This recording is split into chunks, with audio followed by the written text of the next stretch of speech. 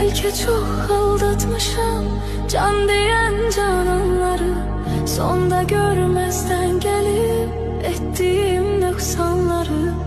Var ümidim affedersen sen beni. Bilmez idim dert verer derdimin dermanları. Gün gelir pişman olar nefsinin kurbanları.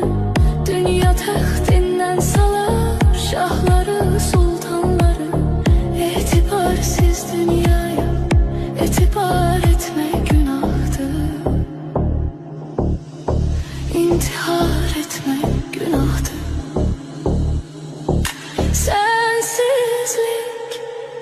Sensizlik çok çetin.